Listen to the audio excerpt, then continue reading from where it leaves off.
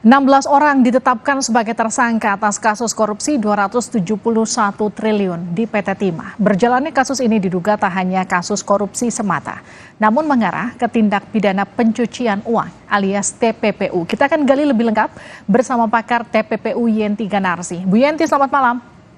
Selamat malam. Bu Yenti, kasus ini nggak cuma bicara soal kasus korupsi, tapi juga dugaan TPPU. Bagaimana respon Anda?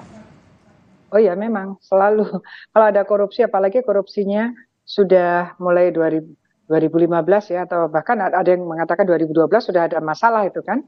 Itu kan berarti baru diungkap sekarang. Artinya apa? Kalau itu ada korupsi, berarti kan sudah ada hasil korupsi.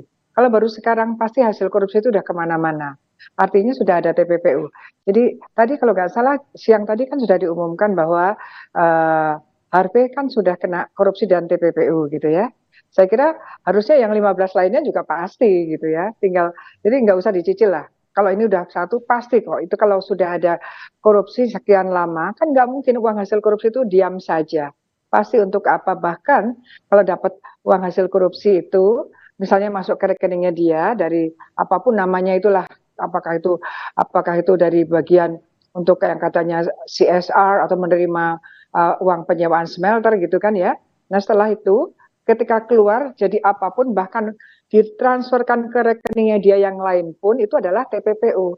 Jadi seperti itu TPPU itu supaya penegak hukum itu tidak ragu-ragu. Ya itulah TPPU. Pasti kalau ada kejahatan keuangan dan sudah sekian lama dan kemudian baru terungkap, mestinya langsung aja menggunakan TPPU-nya juga. Kenapa? Karena dengan TPPU ada tersangka TPPU itu banyak mekanisme atau instrumen yang memudahkan pemblokiran, memudahkan pemanggilan dan sebagainya dan pelacakan itu yang harus difahami oleh penegak hukum. Strategi kenapa kita harus segera menggunakan TPPU.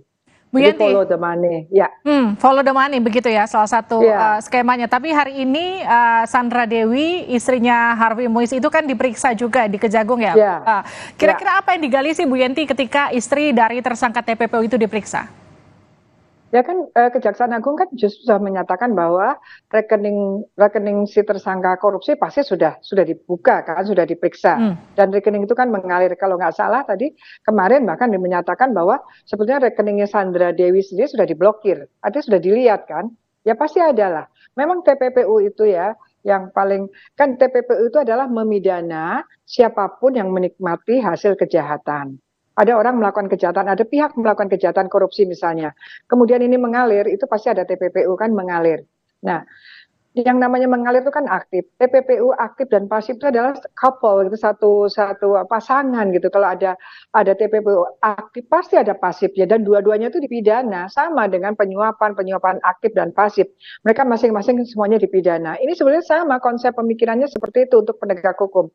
Jadi kalau ada kalau Harvey ini udah kena TPPU aktif mengalirkan, berarti orang yang menerima aliran itu pasti juga harusnya sudah ada buktinya dan menjadi tersangka TPPU pasif. Artinya saya konfirmasi Bu Yenti, artinya besar kemungkinan istri penerima TPPU yang dikatakan TPPU pasif itu juga berkemungkinan jadi tersangka. Sangat berkemungkinan. Hanya begini unsurnya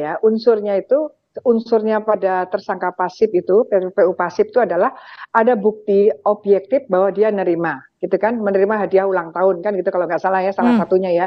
Misal dia menerima atau nanti ada aliran dana dari rekening suaminya ke rekeningnya dia, kita kan belum tahu ini. Nah, nanti itu unsur pertama kan dia sudah ada menerima, ada buktinya. Tinggal unsur subjektifnya, mens rea-nya itu adalah bahwa dia itu yang menerima itu tahu atau dibilang tahu, really to know or have reason to know. Jadi dia tahu atau dia patut menduga bahwa ini bermasalah, ini ada kaitannya dengan kejahatan. Karena apa? Alasan pemberiannya dan dikaitkan dengan jumlahnya gitu. Dan kemudian dikaitkan dengan pengetahuan si penerima tentang profil si pemberi. Jadi dia berpikir apa mungkin ya suaminya memberikan seperti ini gitu kan. Kan ini kan bukan berkaitan dengan orang-orang yang di kampung, ini orang-orang di kota yang sering sekali kita banyak kasus-kasus begini kan, hati-hati menerima sesuatu yang jumlahnya itu tidak wajar gitu.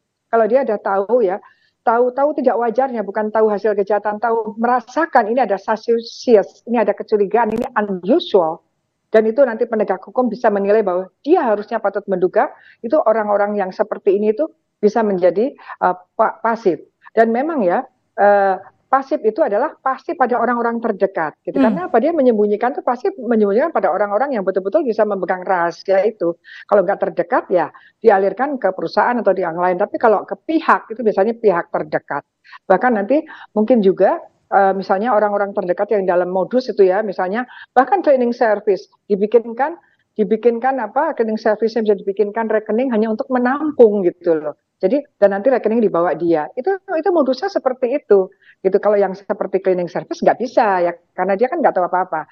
Tapi kalau hubungannya suami istri itu bukan hal yang mustahil gitu ya. Kan kita sudah pernah punya Malindadi, suaminya Andika juga kena ya. Kemudian contoh yang paling yang bisa dilihat, Menteri Pertahanan Yunani berkaitan dengan alutsista, korupsi alutsista, Menteri Pertahanan, TPPU-nya siapa? Istrinya, mantan istri dan anak perempuannya gitu. Itu jadi sudah begitu karena apa?